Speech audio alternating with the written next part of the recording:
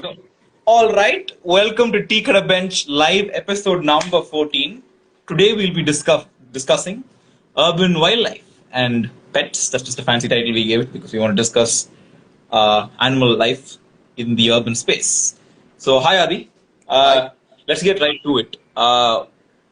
Before we start, actually, we have a sponsor for this episode. This episode has been dearly sponsored by our friends at Whisk and Butter Confectionery. They make excellent confectionery, and they specialize in vegan and vegetarian options, and you should definitely try them. Use offer code TKBXWB, TKB for TKB Bench, WB for Whisk and Butters, to get a discount on all your orders. All right, Adi, let's get right to the discussion. Pets. What is your relationship been with them? What is your first interaction with urban wildlife? Well, I don't know. I've always had dogs when I was growing up. Dogs have definitely been a very important part of my life. And I don't know, I have a dog now, Polly. It's bitten me. Polly. Polly has bitten Purvesh. Polly and Purvesh have the interesting connection. I don't know. So before getting into this topic, right, I want to talk about how dogs are important, to us as a society. And people don't know this, but dogs are not the first animals we domesticated. It's just that dogs really helped us in the long run of human survival. Where 10,000 years ago, when we domesticated dogs and we started living together, uh, they helped us raise our cattle, make our farmlands bigger. They really helped us uh, increase our population, and that is what led us to current human civilization, right? So, what we started this topic for is how we treat dogs today and how important dogs are in today's scope. Like in today's world, how we take this animal that has brought us to this level and how we have forsaken this animal. Okay. So So, what is your so you basically had dogs in your life all your yeah. you've always had a dog in your house. So it's not been something. Okay, I've had a very different experience. My mom hates dogs. She's scared of them. So I never had any when I grew up, and I was actually scared of them as well because she never let me go near them. And then there's this one Pomeranian in our area, okay? And Okay. whenever we walk past that house, she'll start barking. So I was very, very scared of them. And then I think the first real time I had a connection with a dog is when my friend who lives upstairs bought a pug. And we'll talk about pugs in the episode. Stay tuned. But bought a pug named Bharath. And that was the first time I realized, oh, these things are not meant to scare you. Because my mom always said, if you go there, anga poniya naai kadichu vச்சிரும். Okay. So it's always been that relationship with dogs for me. So it was the first time I sort of was getting comfortable with dogs, and it was a pug, right? So for me, it was actually the first time I'm pretty sure me seeing a pug itself. So I'm like, oh, dogs look like this also. Other and only Tommy, Jimmy, which was our Perunois, right? And then I think the real time I felt for a dog was we had a dog in school, in fourth, fifth grade. School, na, it used to just come there. Uh, so it was called Tommy. And it usually fetch and stuff. So you throw a stick, it'll go fetch it for you, and we'll feed it during lunchtime, and then we'll go pet it. That was the first time I pet a dog and all. I remember, and then all of my friends had dogs. I kept going to my other friends' house. They'll all have dogs. And whenever I ask my mom for a dog, she'll be like, "We have one in the house. Why another?" That one classic dialogue. She's a propagator of said dialogue also. But yeah, yes, that's been my relationship with dogs. Hey, dogs. But what? I don't Dogs know. are very nice. Yeah. I've already named my dogs. So yeah, I know. I think Yeah, you should own a dog. I think yeah, dogs are very important, a tool to grow yeah. up. Don't own a dog. Adopt a dog. Okay, owning Ah, implies shopping. yeah, owning a shopping, but yeah, As adopting you'll one. find out why you need to adopt dogs in this episode very, very soon when we have our first guest on. I mean, it depends. It's going to be your views in the end, but I Mm. don't know. We're just going to bring people to point out their views and how uh, to bring to limelight about a few more interesting things about dogs. Yeah. Correct. Yeah, for sure. Okay. All right. Okay. Let's not take too much time and let's have our first guest on. Uh, and all right, Adi. See you in about an hour. Bye bye. Bye bye. Bye bye. Hey Hello. Madhu. Hi. Hi. Can you Hi. hear me? Nice seeing you after quite a while. Yeah. Hello. All right. Guys, if you don't know, Madhu is from the Hotels for Dogs. It's a popular organization that where pet owners can leave their dogs when they're traveling and they'll take care of it. Madhu, why don't you introduce yourself? Tell us what you guys do. Sure. Hi guys, my name is Madhu. So I've been working as the marketing head at Hotel for Dogs for over a year now. So my passion for dogs has been there ever since I was a kid. But like you said previously, I've grown up hearing don't go near stray dogs, they'll bite you. Don't go near stray dogs, they'll chase you. So there was always that inbuilt fear that somehow stray dogs in particular had some sort of aggressive streak. And then growing up, actually, my dad is into a lot of environmental things. So I started going to Cuba, I started seeing the work they do, then slowly started donating and slowly had the courage enough to go start volunteering as well. And it took 2 injections to get in there because you need to take your rabies shots. But it was a really good experience because I saw so many dogs, loving dogs, friendly dogs, dogs that were scared. And from then on, I guess like my heart just was set on like helping dogs and like wanting to have dogs as part of my life. So actually, 4 years ago, we adopted two labs. They're twins, and so we have them at home now. And yeah, it's been quite a journey from going to being from being a dog lover to a dog owner. It's definitely a different experience. So yeah, Well, you're definitely living your life, having a couple of dogs in your life. Okay. yeah, Um, that's nice. So, how do you find Hotel for Dogs? And like, tell us what you guys like. What do you do with Hotel for Dogs and things like that? sure. How did that whole happen? So I actually found them while I was working in college itself, and I reached out to them and I went to see their campus. And so it's a 1.5 acre facility and it's just off Sarjapur Road. And so it was set up by Adishwar and Shravan as a team. And so we do pet boarding, we do swimming, we do socialization, we do if you just want to come for a day out with your dog and have fun by the pool, then that's cool with us too. So our whole idea in setting this up was when Adishwar actually wanted to leave his dog when he needed to travel. He couldn't find a kennel in Bangalore that assured him his dog's comfort and, like they always come back with ticks, they always come back hungry, they always come back sad. There's something or the other when you leave your dogs you also don't feel good about. So they really wanted to change this. So they set up Hotel for Dogs. And in 2015, it won India's Best Startup Award by Tata. And so I started working with them. And so we have a lot of options for our customers in terms of, leaving their dog and hoping that the dog also has a very comfortable stay. So we have staff who lives there full time. We have AC kennels because we get a lot of breeds in, especially Saint Bernards and Golden Retrievers. And in the summer, it's quite hot for them. So yeah, so we have a bunch of meal plans suited to each dog, and we have discounts for our indie dogs because we really support people owning and being a part of the indie community as well. So that's what we do That's at Attack the Dog. And so all our profits also go to Besant's Memorial Animal Dispensary. That's in Chennai, where we have another facility. So actually, we had a shelter attached to Hotel for Dogs for both adoption and rehab, rehoming these indie dogs. But as you know, it's a difficult business to be in terms of money and all of that. So what happened was Shravan, actually one of our co-founders, took on Besant Memorial Animal Dispensary and put all his work into that. So now it's a fully fledged shelter for dogs, horses, kites, pigs, chickens, anything. And so all our profits go into that. Whatever profits we make from Hotel for Dogs, both our facilities, go into helping and rehoming these animals. That's awesome, dude. That's really cool. You mentioned you adopted two labs, right? Like, can you Yeah, be what is the difference between going to a pet shop and sure. getting a pet and adopting, and how does that look like? Sure.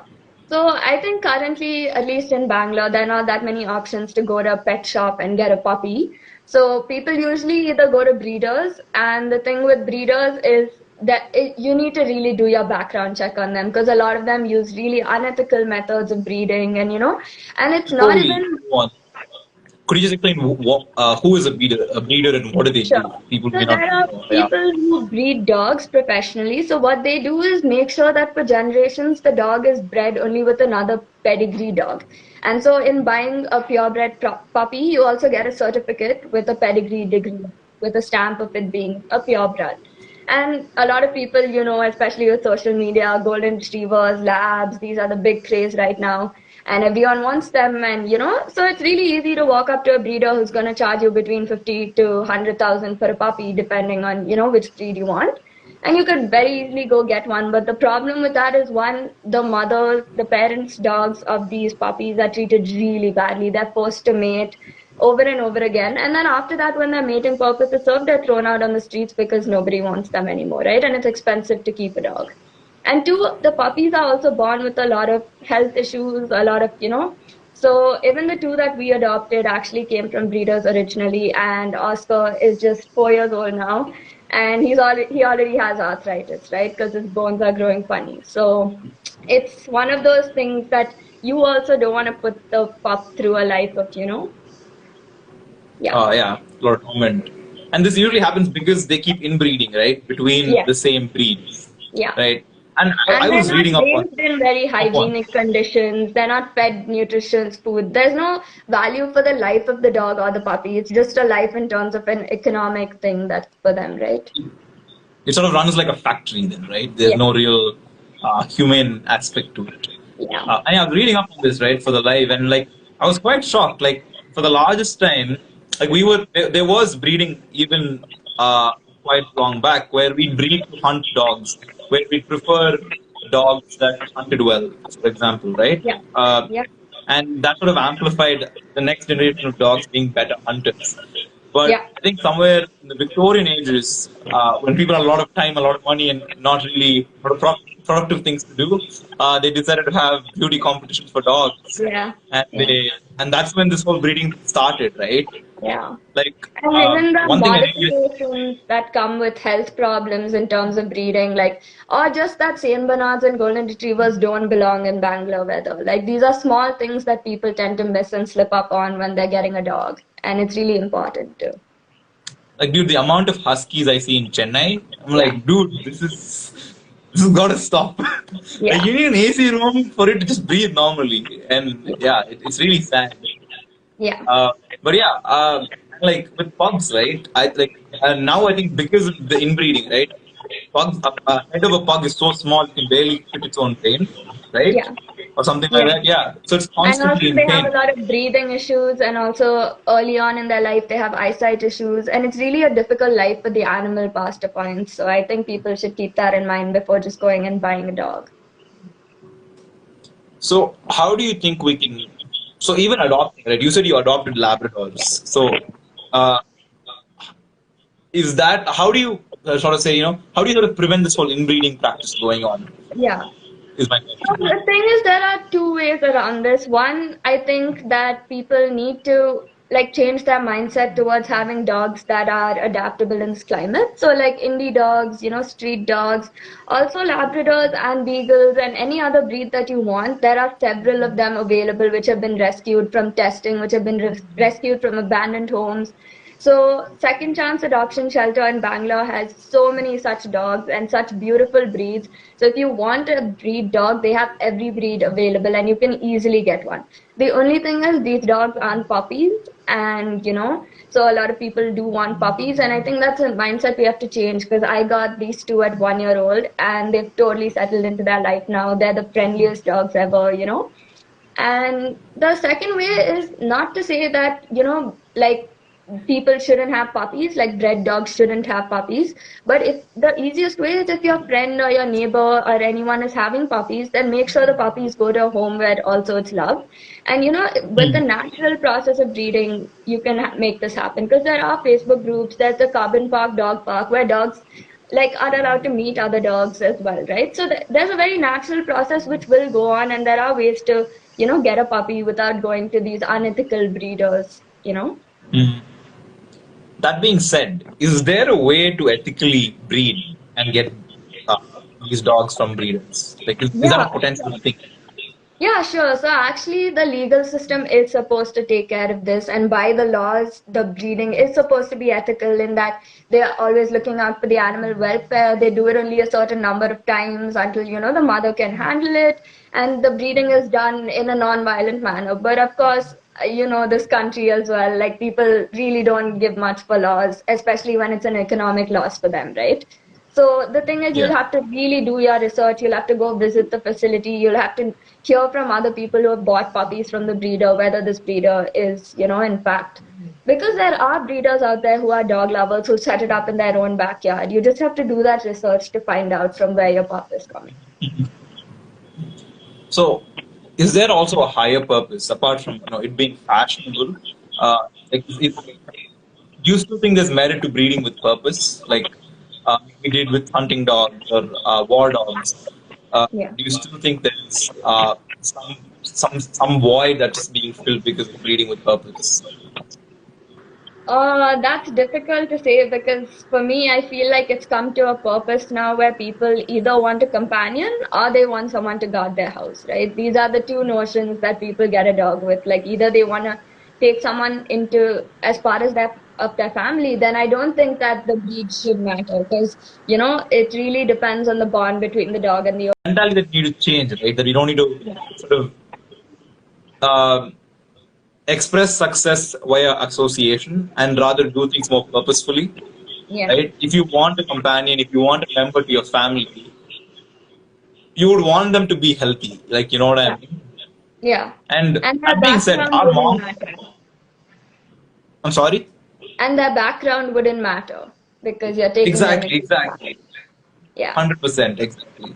And that, exactly, right? And our mongrels are one of the most, is like Chennai's weather is harsh, and yeah, most dogs, even forget huskies, most purebred dogs don't do well in Chennai's weather, but mongrels do extremely fine. yeah, And I think, and that's the sad thing, right? We use mongrel as a derogatory term from time to yeah, time. That's how sad it is. But they're the dogs that will actually stand the test of time, and they've really acclimated. They've made Chennai their home, or they made India their home, so they know how to navigate. They'll do well in our food, yeah. and so on. Yeah, Yeah. I think that really needs to change. Yeah, and How there's do you also think we a can do that? misconception about them not being smart enough, them not being trainable, them being aggressive. All of these things are like they come as a past trauma of the dog, first of all. So it's not that their breed is built a certain way. It's probably that, someone has hit them on the road and they're scared and, so, and also, like getting dogs, once you make them a part of your family, they're very trusting that way. Like, it may take a little time with them, but they always like learn to forgive. Like, there's no dog that's too aggressive to become a part of your family if you actually give it the time, attention, and space to do so. Yeah, I agree. Like the dog I first invited with Tommy, like that's just a mongrel. It was just in our school, Yeah, and yeah, uh, I'm sure it would have gone through a lot of things living on the street, but it came to us very friendly. We used to hang out with it during games. It wasn't even called Tommy. Our class called it Tommy, and every yeah, class would go to games would give it a different name. So yeah, that's yeah, how friendly it is. So yeah, yeah. how do you So, think we yeah. can change that? I'm sorry, go on. No, so I was gonna say that even at Hotel for Dogs, so our adoption drive is one, we got two dogs from Cuba. One of them is Oreo, and he's a Great Dane, and he absolutely loves it at our facility now because he has so many other big dogs to play with. And also, when the Chennai floods happened, there were a lot of puppies and indie dogs stuck over there. So actually, our team took cars and we drove out and picked up all of them. And we now have like 14 indie residents at Hotel for Dogs as well. So they stay with us and it's part of their home. So it's our little way of, giving back That's something really to cool. That's really cool. yeah. How do you think we can sort of make that fashionable? Like I know it's the wrong way to address the problem, right? You're sort of playing into the game of the problem. The idea is that Yeah. dogs are fashionable, that's why they get treated a certain way. But Yeah. but how do you think we can sort of make it? How do you think we can sort of at least remove the taboo of stray dogs? Yeah. So Not I being think these disgusting creatures or something. So I think one definite way is we read on posters, adopt, don't shop everywhere, right? Like everyone's seen it, everyone knows about it, But at the end of the day, when even if you're talking to your friends or you're talking to your family, they're saying we're gonna buy a puppy. I think that's the first step where you stop them and you say that, listen, that these are the, dangers, because a lot of people, like you said, don't know. They're not aware that breeders, like what kind of process it is, what the pup's been through. So a lot of people just don't know, and that awareness to, at least reach out to your friends, family, someone around you buying is the first step that you can, do something about. And two, I think there are a lot of dog lovers in the city because we see our strays being fed by a lot of people, right? But the problem with this is if you're just feeding your stray and it's out on the road, it's just going to populate more and more. And so next time you have 6 strays to feed, and further down the line you have 12 strays to feed, and it becomes an unmanageable problem. So instead of doing that, one way would be to either open your home to one of these strays, like if you like one of your stray dogs out there and you think it's friendly, then to keep it inside your gate at least, not have it live on the road. And two, neutering dogs. I mean, that's the one thing that at least strays right now need, because their population is booming and we don't have, people aren't opening their homes to them, which is the major problem in shelters today, that dogs are coming in so much more than they're going out because people just don't want to take an indie dog home. Yeah.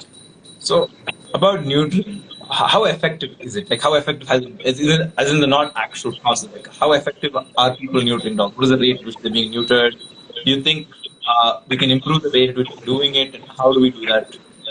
Sure. So there are many all dog organizations and even a PMAD facility in Chennai. They all like include neutering in that process. Like the moment you get a dog in, that's the first process you have to take, because there are just too many dogs out there to be cared for, and you're economically not going to be able to keep up with the number of dogs. And so neutering works very well, especially, like there are a lot of government policies. It's called ABC, so animal birth control. So yeah, they do a lot of neutering in all these small organizations. So even in my college, for example, we had a couple of strays outside and students pool together profits to, do their treatments, get them neutered, this kind of thing.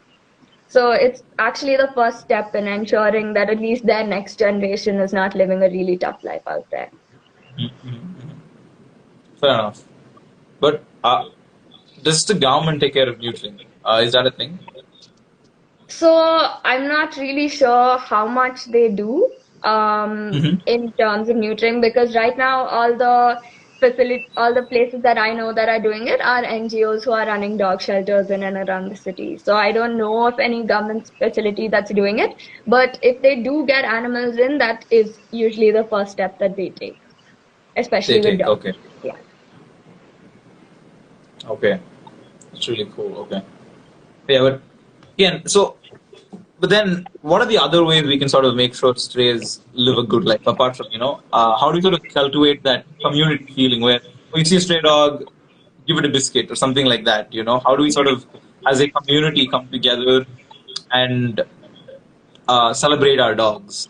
Yeah. So I think that like feeding stray dogs is, especially in times like floods and rains and all, right? It is a really important thing. But actually, like the whole booming population is due to the garbage in the city, right? Like we have garbage available everywhere, which means a good food source for them. So it literally becomes a breeding ground for dogs. Now, if we keep feeding every stray we come across, they also, like I said, multiply, and then we can't keep track with that, right? So the best thing would do to at least on, like if you have 1 or 2 streeties on your road and communally you come together as neighbors to at least say on our road, we'll take care of these dogs and get them vaccinated and neutered, right?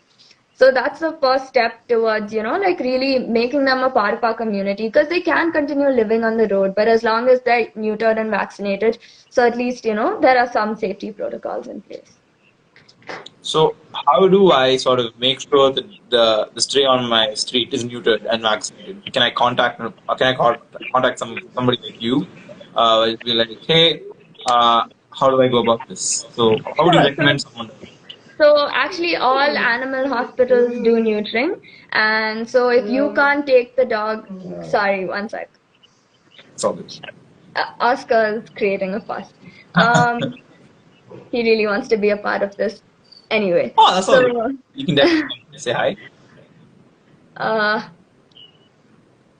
so yeah, There he is, sitting and intently wanting to be a part of this session. Uh, So, Everybody say yeah, hi, Oscar.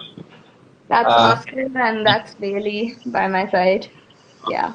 Too cute, cute. Yeah, so you can get in contact with any animal volunteer group in your city, or you can contact even the big hospitals, and they also come and do it in case, the dog is not movable or it's a stray. They also do doctor calls where they'll come and get it done. Awesome. Okay. Yeah.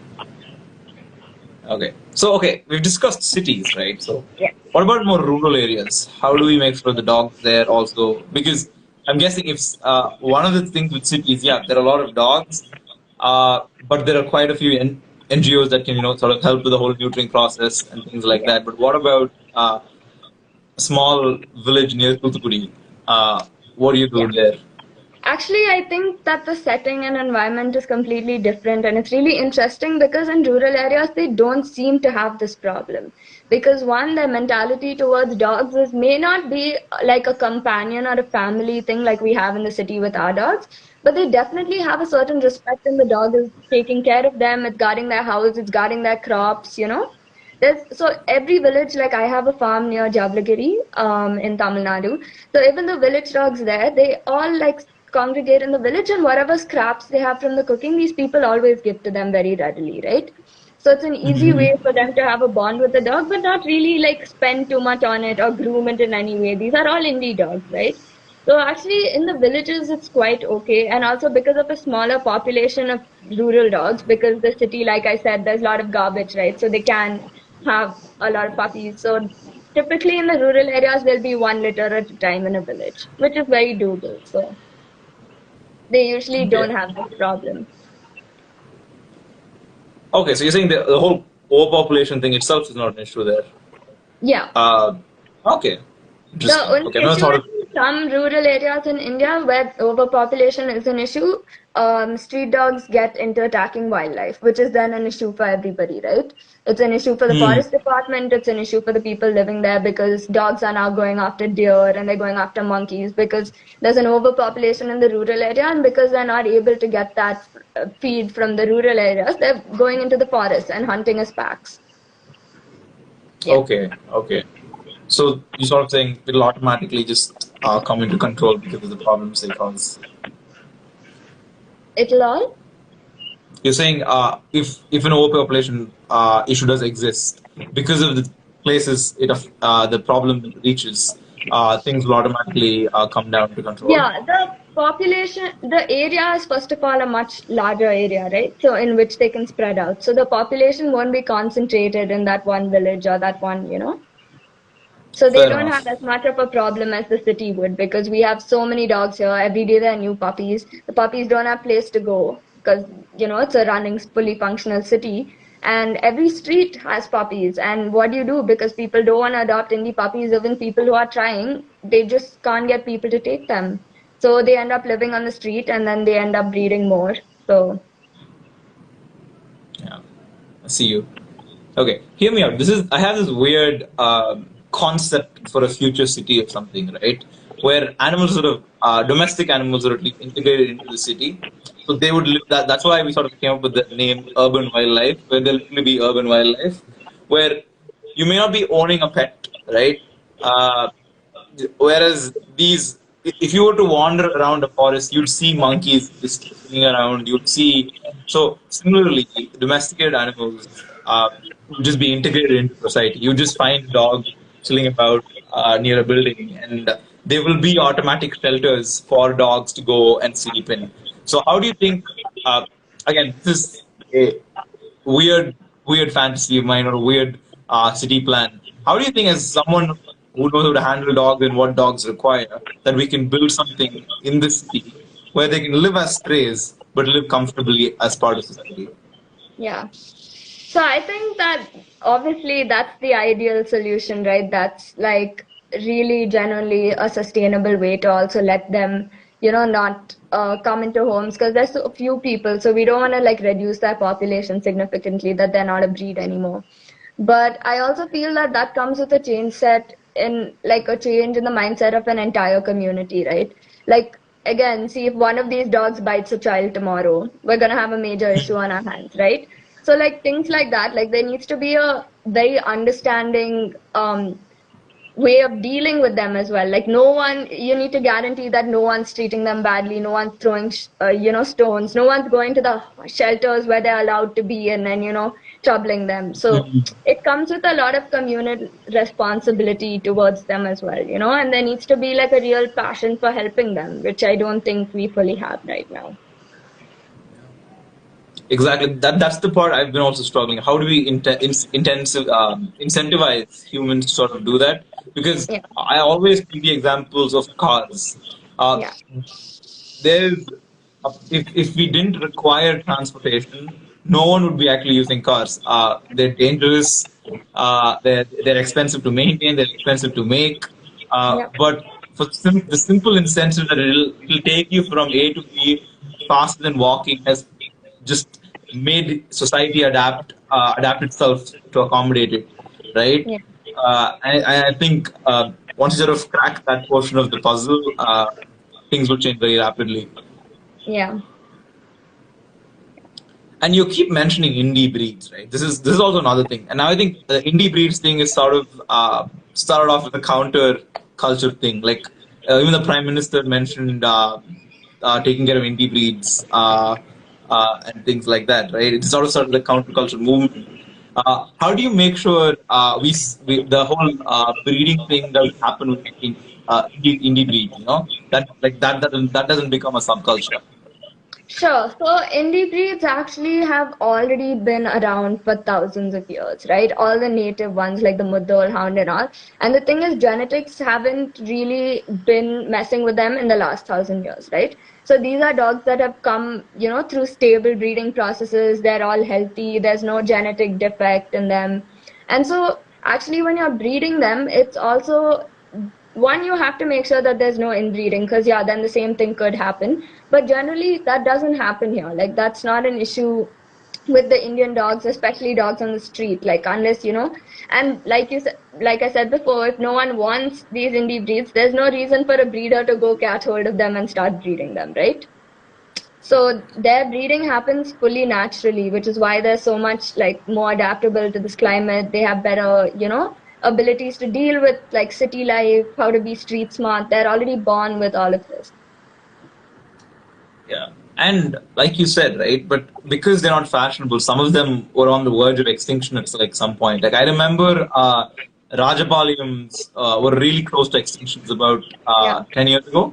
Yeah. And then I think a lot of measures were taken, and now there's in a slightly better place. Uh, but again, my thing is, I see a positive trend here, right? I see that the future is native breed. That enough people have own dogs, and they realize that they're a hassle. Enough Yeah. people are realizing that okay, if I own an indie dog, it would be less of a hassle for me. Number one, and okay, and once you own a dog, you get into the community and you realize okay, this is a mess. We should probably not be doing. We should probably not be taking care of dogs this way. And so, how do you think the government can regulate the the regulate this part of the economy aspect so that breeders don't Sure. abuse? Yeah, I mean, there's a I'm lot of lost. things that they need to be doing, which they're supposed to be doing as well. So, like testing, like getting a surprise test done at breeding centers, right? This is like a Okay. basic way to make sure that they're following all the Uh, right guidelines. And what's the surprise garnet breeding testing center? Or I'm sorry, like could you just sorry, that's an absolutely new term for me. No, that's an absolutely new term for it. What does that mean? Like what do they do there? no, so breeders will have like a place that they're breeding the dogs in, right? So usually they won't be doing it in their house because they have like several dogs and such, right? So they usually buy a bigger space. And so any breeder, first of all, should have like an ID, like a government registered breeding facility. And two, the government Okay. should go and run daily checks and, do some background research into whether these people are actually keeping up their end of the bargain. Because now, even if you Okay. get a license registered, breeding thing, no one's coming to check, no one's, keeping you in track. So you can actually do whatever. And two, the adoption process even needs to change in that it's really like taking a kid home, right? You don't just give Yeah. away a child to any random person who says, I want one today. So there needs to be a check with the family as well, a background check, whether that home is suitable for a dog, why they want the dog, is it the right reason for getting a dog? So in both the buying and the selling, there needs to be a change in the way, it's being handled right now.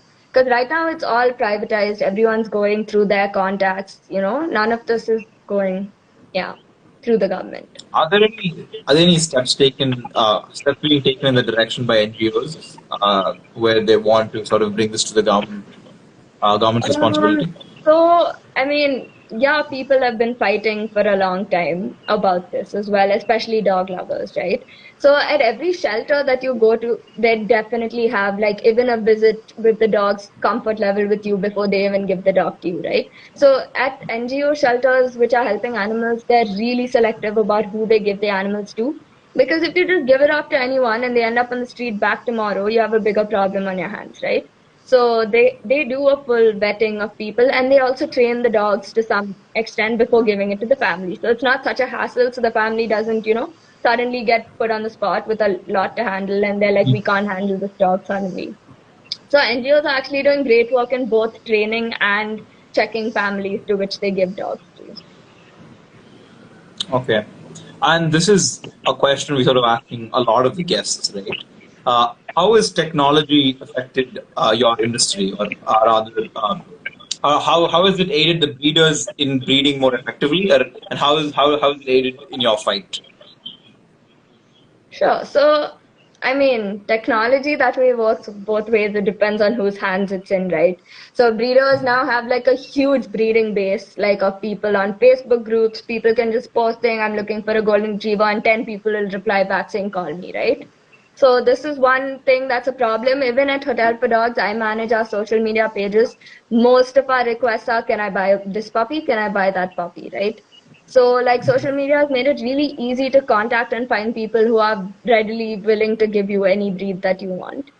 But at the same time, it's also helped so many dog lovers come together. So there are a lot of Facebook groups which I'm part of as well, which do, welfare work in the city, which talk about dogs that are injured in the city. Can someone come here and help out? I found puppies at this location. Can someone foster them? There's a lot of good work as well that goes through the social media channels. But I definitely feel like one outcome of social media, especially, is that some breeds have been made, into the social media trend. Like I said, golden retrievers are, really everyone this Fashion. quarantine has been, yeah, I want a golden retriever puppy, right? So it's really like shocking also to see that people would so easily get swayed by something as small as, posting a picture of your golden retriever on Instagram. So I think that, yeah, that definitely is a down negative aspect of, having an indie dog because they're not seen as glamorous on social media. But I do see that changing as well with people, especially, lately. Like really a lot of people have been trying to push to change that mentality. Yeah, I actually think it's changing as well. Like I see a lot of people posting with pride, Yeah. native dogs, and and that was the reason I asked you how do you prevent native dog breeding sort of becoming a subculture, because I know Rajapaliams are becoming trendy. They've been trending in Tamil Nadu for like 10 years. Yeah. Ever since the fear of its extinction was around, everybody started freaking out, and that whole thing is happening. Yeah. Yeah, we had a question from a viewer. They ask us, don't you feel it would be better for NGOs to continue with government support and funding rather than government starting to take over directly? How do you feel about that? Yeah, so I think that that's honestly like where NGOs really need help is the funding, right? So they already have an idea, they already have a setup, they have people who are passionate about dogs, they understand what the dog needs. And honestly, the only thing they're lacking is funding, right? So it's really difficult to keep having dogs come in and you're feeding and taking care of them and no one's coming to take your dogs and you're not even selling the dogs. So you basically have no, so yeah, so one way would be to one have a government facility which is doing it on its own, but also like supporting all these local NGOs which are doing, work in this area. So what do you guys primarily rely on? I guess you probably are in a different position because you have Hotel for Dogs. But what do NGOs traditionally rely on for funding? Is it just donations, or have there been any Yeah. effective campaigns that particular NGOs have done that seems to a replicatable model for others? Yeah, so actually, it's mostly the donations that they get, and they also have a really, when you make it a community of dog lovers, so the people you're giving dogs to also find a need to come back, take home another dog, to come see how your facility is doing, right? So donations are like a really big thing. Also, like the people there really like, take the lowest of pay for themselves. They really, everything else, like all the money is really poured into like rehoming and helping these dogs. There's nothing done for personal profit with these kind of NGOs. But have there been other countries where if just NGOs that have money, and because they had money, there seems to be a huge difference in way how stray dogs are, the amount of stray dogs out there, or the way dogs sort of are there in that particular country. Are there any examples that you can give us? So nothing that comes to mind immediately because I think the system abroad is very different. Even the So one, people don't have as bad a mentality, and their street dogs also are breeded to some level, right? Because there the government doesn't allow street dog populations to just be roaming around on the road. It's someone's bought and abandoned the dog, and they're living on the road kind of situation. So there are a lot of people there who have money, like people who are passionate about it, who have money, who have started it in their own backyard, kind of thing, right? So they have a much easier way to, and they also have the government facilities which hold dogs, and they get people to come and adopt right out of there as well. So the government is quite proactive in not letting dogs live on the street, maybe for the wrong reasons. I mean, maybe that Yeah, they don't want dogs out on their streets, but at least, that yeah. they have a process with which they deal with the population. Has there been a particular country that sort of solved this problem, that had a similar problem to us, where there's a lot of dogs out there that not only it's causing a bad quality of life, but it's also living a bad life, and they sort of solved that aspect, that side of the problem? Yeah, so I think that the two examples, one in Nepal, they have the dog festival, right? So this is Hmm. one day of the year where people come together and they celebrate their indies and they do a puja for them. And so they've found a way to coexist with their population. And they do have a big population, but people have opened their hearts and homes to them. So they don't have a problem. It's not seen as a problem as such. And another in Hong Kong, they had an experiment where stray dogs, they were these dog feeders installed on every road, and if they threw waste into the Dog, dog waste feeder. bottle, dog feeders, like feeding Okay, machine, yeah, okay, and so installed on every street. And so if the dog goes and disposes of a bottle, like a plastic waste bottle which is found on the road, then it gets some biscuits, right? So the dogs there okay, actually picked it up so quickly that they were cleaning up the city. They were picking up trash okay. and going to the speeder because they were getting food out of it. So they're actually pretty smart and they can be used for purposes like that. This can actually be one of the ways we sort of integrate strays into society. I Yeah, actually can see this work. That's really cool, dude. I didn't know that. Damn, yeah. that's really cool. Yeah. Uh, I never asked you, what was your first encounter with dogs slash pets? Apart from, you were scared of them, but like, when did you really work? Was it just with Cuba, or was it before that? Yeah, so I started volunteering at Pupa, which was the first time I interacted with like indie dogs. But also my neighbors in my apartment had two dogs. One was a Russian Pekingese and one was a pug. And honestly, I grew up to love them. Like they were really cute, they were really friendly, and I always knew I wanted dogs, but my parents were kind of like in an apartment. This is not fair to them. We can't keep big dogs, especially. And so yeah, it was like actually a huge part of my life. I spent wanting dogs and asking for dogs. And so 4 years ago, I finally got them. So yeah, it's That's been quite a journey because it's quite difficult also. There are lots of things that they don't tell you before you get a dog and suddenly you have to do. And yeah. I'm assuming, yeah. A lot of people have told me that they're like, "Oh, it's all fun and games in movies, or when someone else's dog, you don't realize." How much to Yeah. pay? Yeah. How did you manage to convince them though? Like, How did I like how manage do you to? manage to convince your parents to say yes to dogs? Because Actually, I'm I taking didn't dogs right do any convincing at all. It was all on these two. So their owners, actually, they were living in defense colony, and their now. Hmm. owners suddenly had to move out of the country, and they said if no one takes them, we're going to leave them. And so my mom's friend approached her, and she said, at least can you foster them till we find someone, like they've really been left. And they were quite upset about it, in that, they were 1 year old, and suddenly these people have packed their bags and, gone. And so when they came to us, they were really unruly, and they didn't trust us fully. So they thought they were here for a vacation, so they destroyed the house, lots of things, it was quite a lot to manage. And so, yeah, so then my mom got them home, and, once they come home, they become part of the family. So we couldn't give them up after that. Yeah. That's cute. That's a nice story. Yeah. We Yeah. have another question again from Kevin, where he said, how do you sort of convince the government to prioritize funding for NGOs rather than other areas? Uh, Yeah. like you said, because people have been fighting for this, right? What are the Yeah. general arguments, things like that? I mean, see, the thing is again the mentality of people, right? Like the government's doing what they think is important to the people in the city, right? So they have this garbage drives, whatever little they do. I mean, not like they're doing a great job or anything, but they do it. And they fix our roads, and they, pay some attention to these kind of things. So the moment like the city is demanding something as like a communal demand, that's when they have to like really look into it. Because right now there are three, four voices fighting for something that they don't care about, neither does anybody else, right? So they don't see it as Uh, something that they should really invest in at this point, because it doesn't make so much of a difference to them. yeah, like there's no real incentive, right? Yeah. You got to make them know that the people actually want it. Yeah. Yeah. And I think there's an even bigger uphill battle where you sort of need to make sure the people understand that they actually need it. You know what I mean? Yeah. Yeah.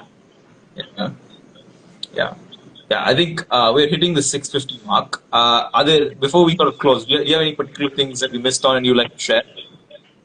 Uh, no, I guess if there are any questions that anyone would like to ask about owning a dog, getting a dog, anything like that, then we could take out some time to answer those. Yeah. Okay. So you can pop questions in the comment.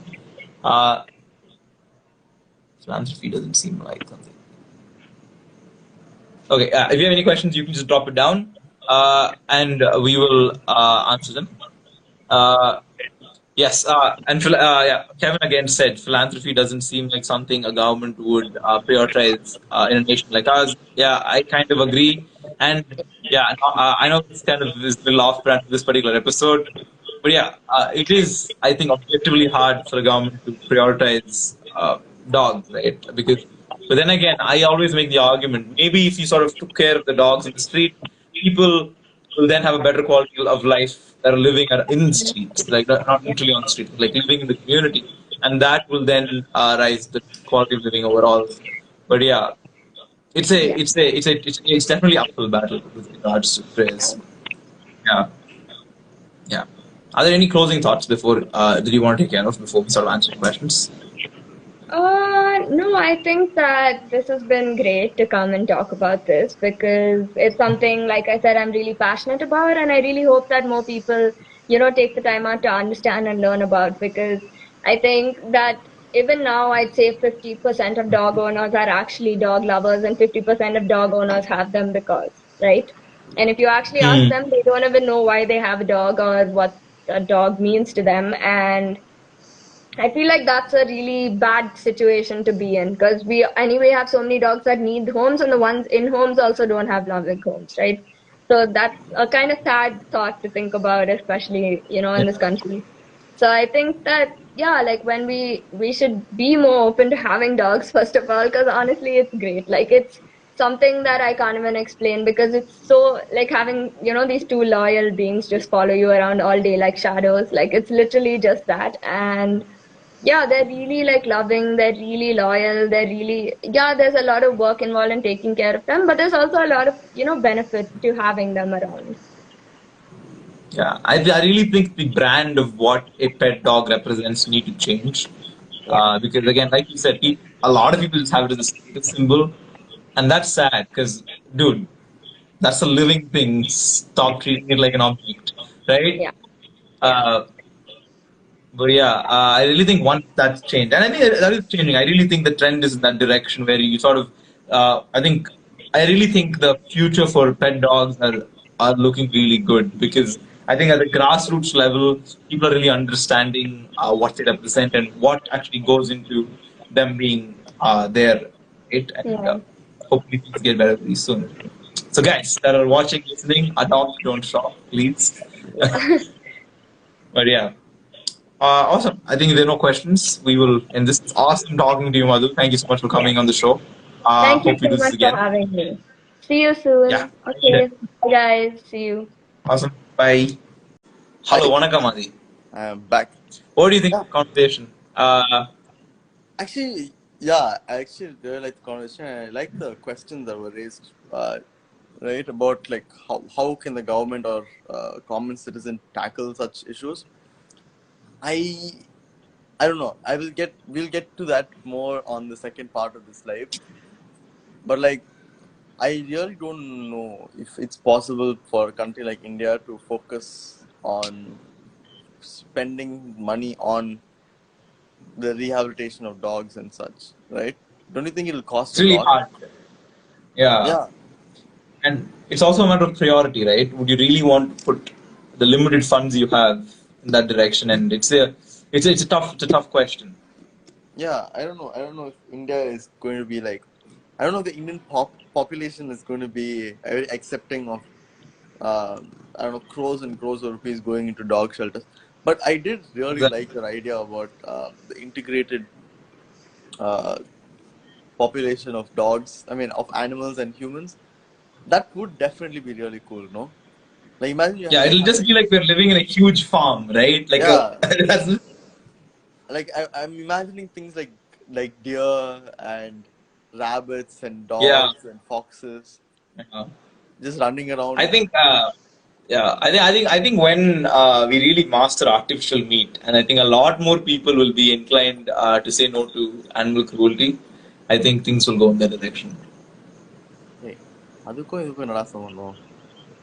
Hey, the only see, I'll be very honest. Okay, I always feel guilty talking about animals and justice for animals because like I eat a lot of non-veg, and I know the terrible conditions they are in, and and it's just been really hard. So yeah, that's the. So That, I probably just need a lot of therapy. I don't know. We should do an episode on veganism probably one day. Yeah, We- probably. Yeah, I think there are just more sides to the story that people think true. there are. Yeah, yeah, and like either way, that's a huge sidetrack. And I think we're almost running out of time for this live. So uh, Adi will take over there. And before we go, I'd just like to remind you guys this episode of TKB Bench is sponsored by our dear friends at Whisk and Butters.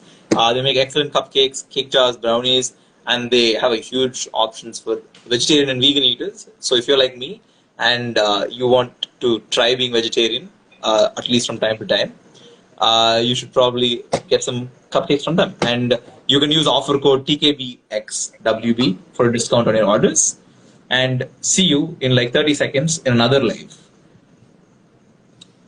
Okay. Bye, Bye bye. Adi. So yeah. So I was just telling the viewers this is going to be the bit more controversial side of the podcast. We're going to talk about uh, oh yeah, pin the topic, correct? Topic.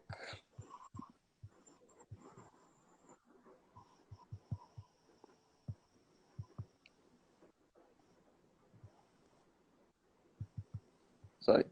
Yeah. So today we're going to talk about urban wildlife and how the things get a bit more controversial, a bit more complicated, right? So Cyndia here is a very avid wildlife activist and enthusiast. So Cyndia, did you watch the last live with Purvesh and Hotel for Dogs? Yeah. Ah, so there, I think some questions were asked about how we can better this, right? How we can better our humanitarian efforts towards street dogs. What do you think? Is there any way See, that we can do a bit more positive effort? I think so. So in my area, what my mom and I are actually doing right now is, as many of my friends do know, I go around feeding dogs, and yeah, there is a lot of people who are against it. But of course, some of the people have actually started looking at it, and they're doing their own bit too. I mean, you don't have to compulsively go and feed 200 strays per day, but what they do is they're keeping a bowl of water outside, or if they've got any waste material at home that their leftovers and stuff, they do put it out on the road. So it's sort of like watching and learning. That culture is setting in. I've seen a few examples in my own locality itself, and one big sort of a scheme that my mom and I are thinking of is in my area. So each subzone is divided and it's headed by an organization like a Nilamangai Nagar Association. So each place has got its own association per se. So what we've done is we've approached the association presidents and we've asked them to talk to everybody who lives in that particular zone and donate probably a certain amount of money which will be put towards spaying and neutering the dogs. So yeah, it is a long shot and it's only a pilot program now, but in my opinion, I do think it is changing. And a lot of people who are afraid of dogs before or who didn't want to do anything about it as such are now coming forward and trying to take an initiative, however little it may be. So yeah. See, I'm not exactly aware. I tried finding out, but like, how much does it cost to get a dog neutered or spayed? So see, it ultimately depends on where you get it, right? So if you go to like a proper privatized place, then it's going to be expensive. But if you approach something like Blue Cross or BMAD or other organizations, which they're mostly NGOs which are specifically dedicated towards restricting the local population. So it costs much lesser here. So in Blue Cross, for instance, the last time I took a stray there, it came somewhere around 700 a dog, and there are some places where it's done absolutely for free as well. So there is this clinic called as Renrose, which is near Butt Road. It's near Pallavaram, to give you an area.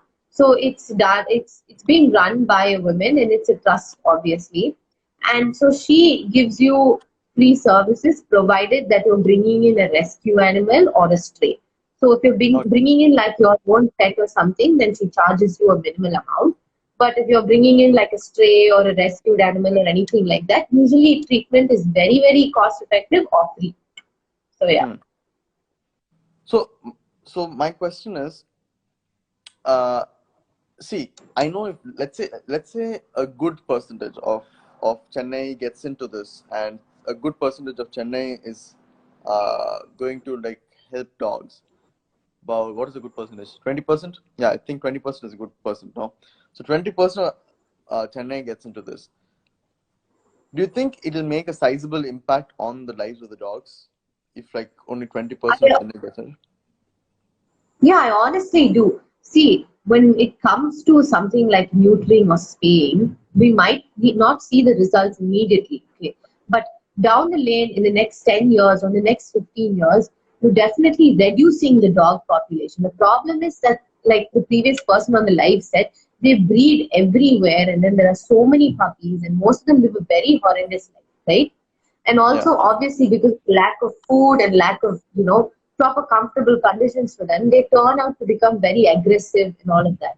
So when you start neutering them, even if, like you said, 20% or even 10% of the city actually starts diverting all their attention towards this problem, a sizable population would be reduced in the future, and it wouldn't be as problematic as it is now. Now I have like what, 6 dogs on my road, and all of Hmm. them are neutered. And some of them are pretty young, so we're taking out for neutering them around next month as such. So tomorrow I don't have to feed another 12 dogs. Hmm. It's going to be the six of them, and then after that, probably one or two if some other dog from another street walks in. But they're not going to reproduce and increase the population and make the problem unmanageable for me. So yeah, it definitely would have a sizable impact in the future, even if not now. So let's talk about this in numbers. Like, okay, like there are no exact numbers. There's only estimated numbers. Uh, so there are supposedly 35 million dogs, stray dogs in India right now. This was, I think, back in 2014. The last number was 2014. So 35 million dogs, if you're going to get it spayed, let's say for $500, my math is really bad, but that is crores and crores of money, right? And let's say we need to get vaccinated because India has the highest human rabies infections in the world.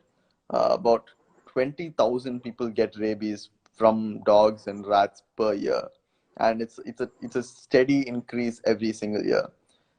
So let's say we're going to get them vaccinated for $300, 300 plus 500 for 35 million dogs.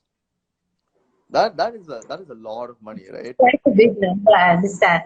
So one idea that I had in mind was something I was talking to my mom, because even here locally it was becoming a hassle for us to neuter each and every one of them, was probably gender specific neutering, right? So we can probably target the female dogs or the male dogs. So we pick one and then we go on neutering them. And then eventually if one of them are important, then automatically they're not able to reproduce, right?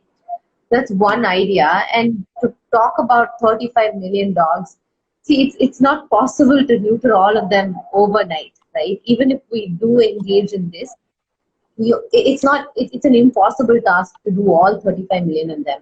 I think it's more of like a gradual process. We start somewhere, and right now, if you look at it, the birth rates are higher than the neutering rates. Somewhere along the line, if we can beat that and increase the number of neutering rates versus the birth rates, eventually it will lead to a gradual decline of the population, is the idea. But do you think it's ever possible? Because I'm sure you know that there are a lot of animals that have taken really well into the urban setting, and this is causing a huge biodiversity problem. For example, people think that Chennai doesn't have a lot of sparrows and a lot of bird species because of cell phone towers. This is not true. This is 2.0 Shankar science. It's not real. A major reason is because we have too many crows and pigeons. Where pigeons eat the food that the other birds are supposed to be eating, and that causes a huge problem for our native, smaller native birds. The same problem is there with dogs. Because we have so many dogs, a lot of uh, animals are going endangered. Like there's another dog called the dhole, the Sennai, which is also gone endangered because of the overpopulation of our stray dogs. So, don't you think that is a problem because of the See, it's overpopulation sort of of like dogs? what you're saying is they kind of act like an invasive species after one point, right? They Yeah, kind of unbalance out the entire biodiversity in that particular area. yeah, But in most countries, what they do is they obviously opt for culling, so catch yeah, and kill. That's what even our government was doing until a certain point of time. If you're not aware, till a certain point of time, the corporations, they were catching dogs and then they were yeah, euthanized, okay, for quite a while. And then after that, I think Menaka Gandhi stepped in and it became quite an issue.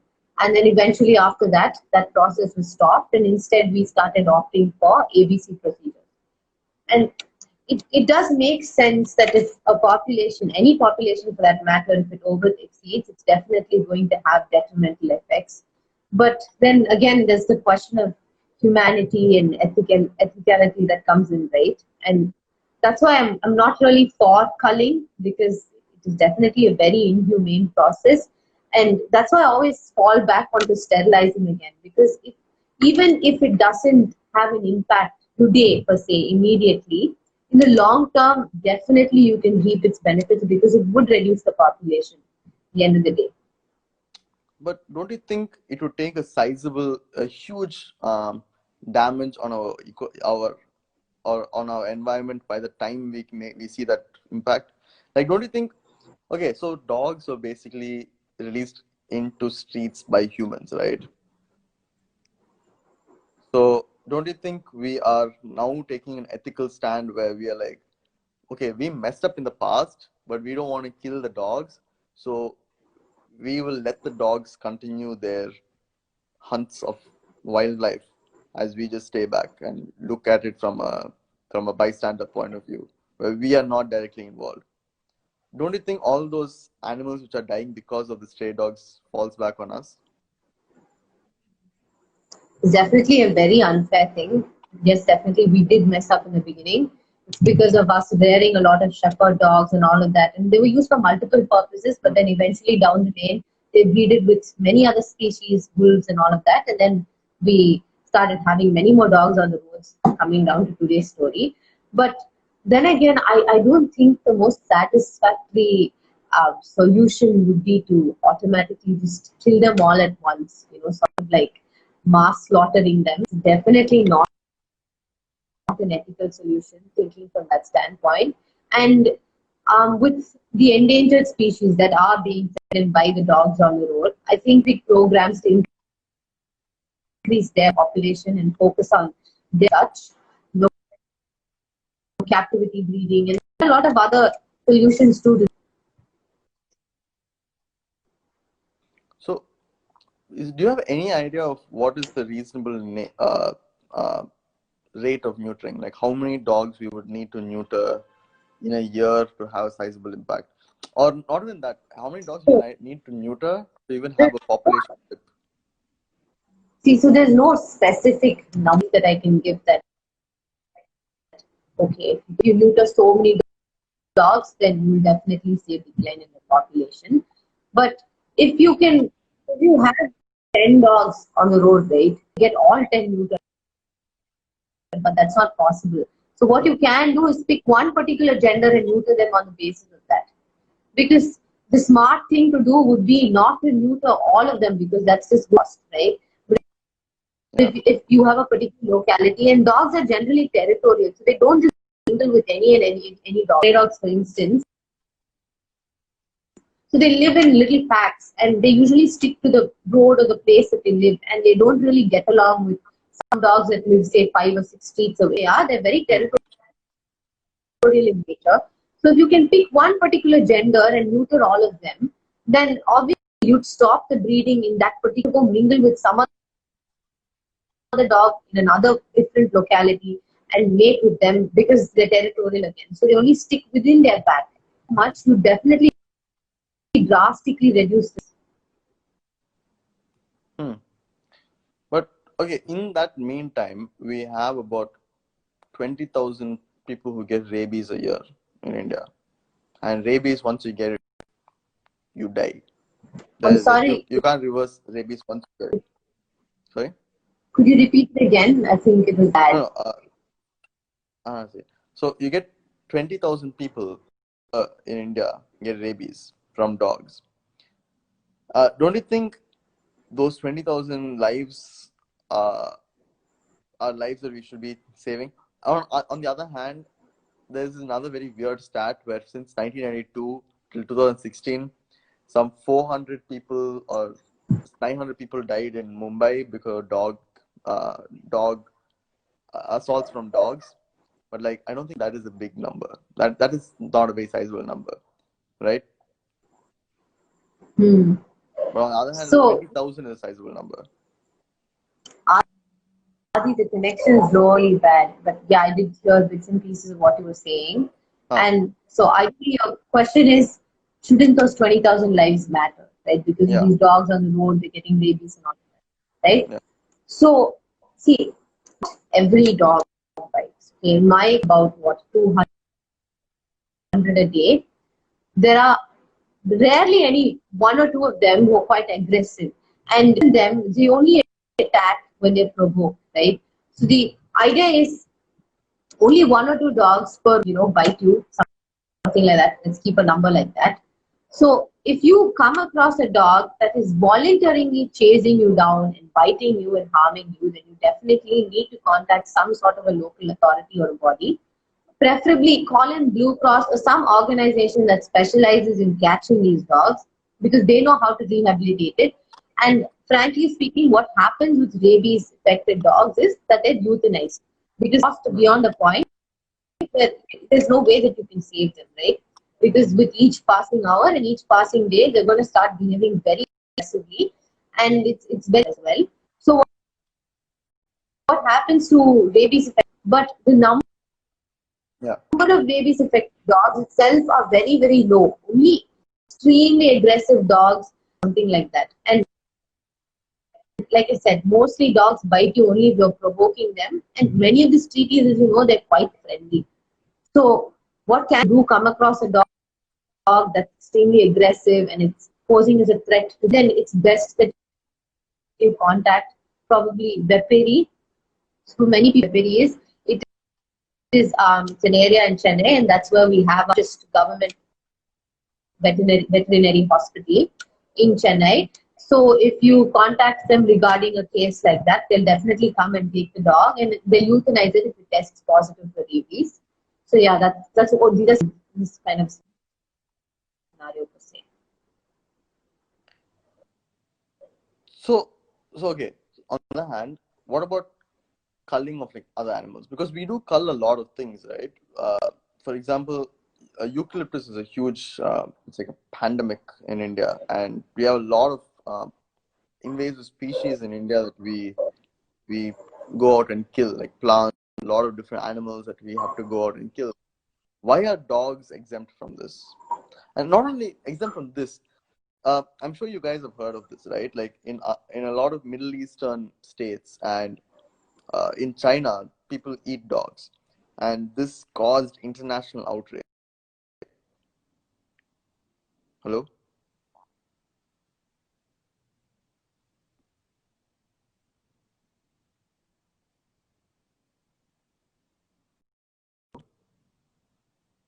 Can you guys hear her?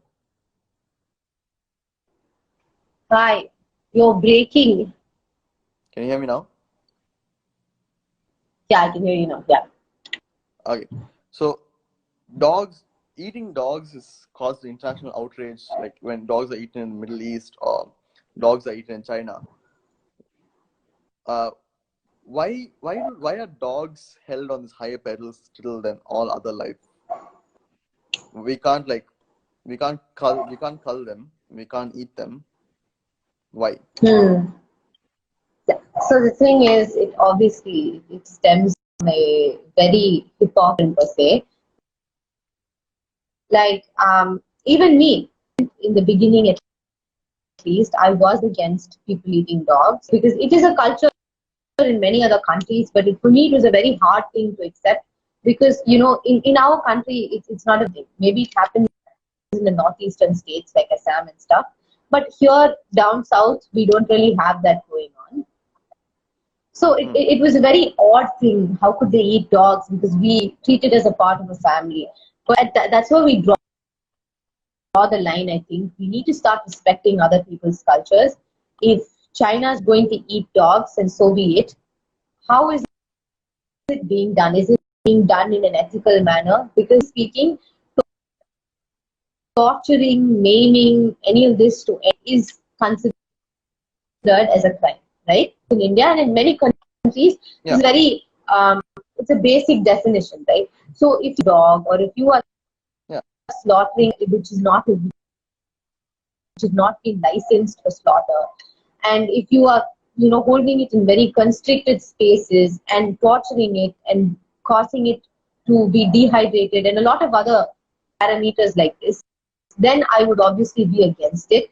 But if you are going to ethically slaughter it, follow all the procedures and the mandates that have been legally put down, then that's their preference. It's not something that I just in India we eat chicken, we eat mutton, we eat beef, and a lot of other things.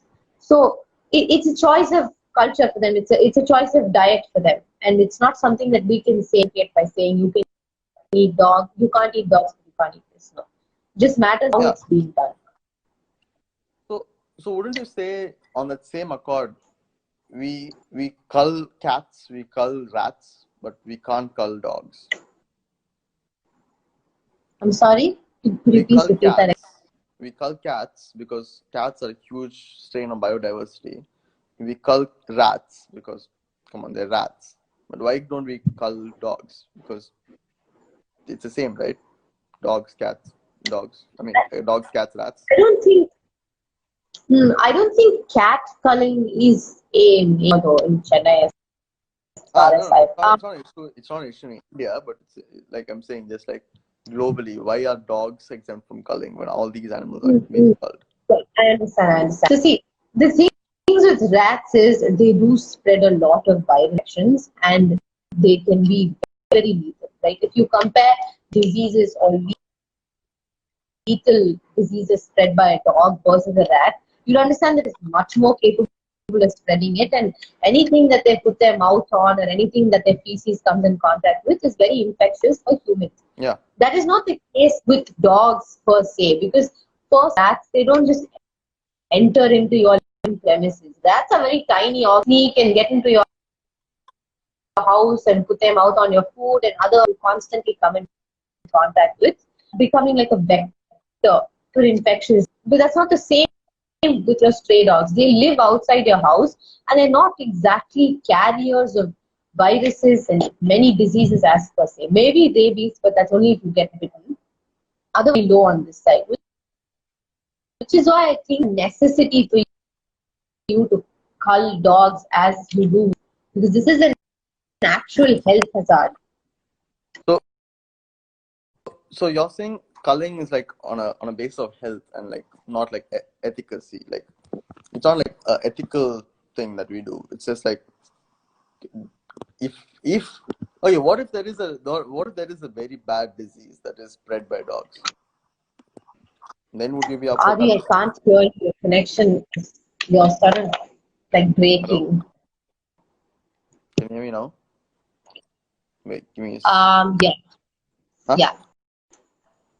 Okay. Yeah, I can hear you now. Yeah. So like, what if there is a very bad disease that is spread by dogs? So then obvious gets off our hands, right? Whenever it becomes a pressing social concern, that's when the government steps in.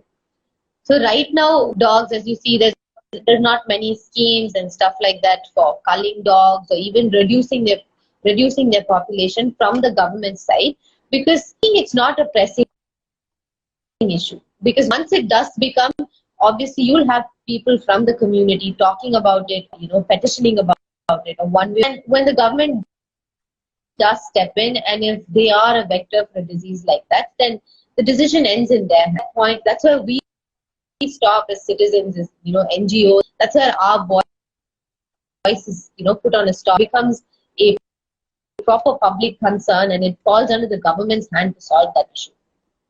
So maybe in that case, if dogs were indeed a vector in spreading a deadly issue, then if the government does decide to think that you and I can do, except for asking them to be properly euthanized instead of just being slaughtered or something like that. So yeah.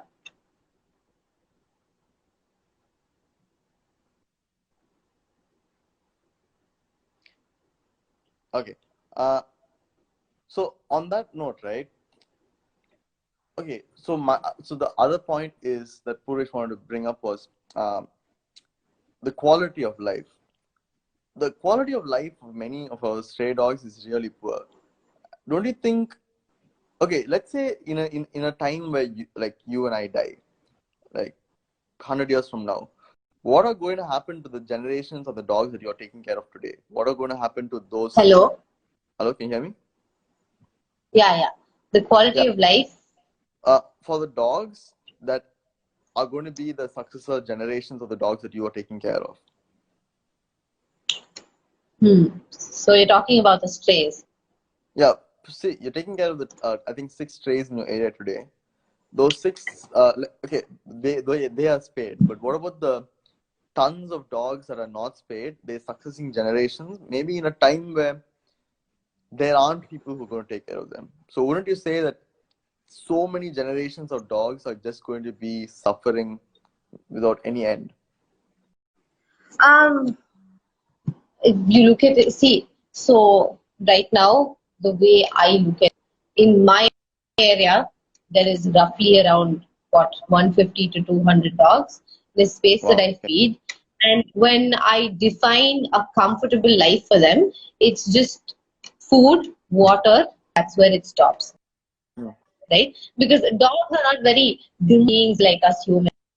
They don't need a house. They don't have very excessive needs. A comfortable life is a very small definition for them.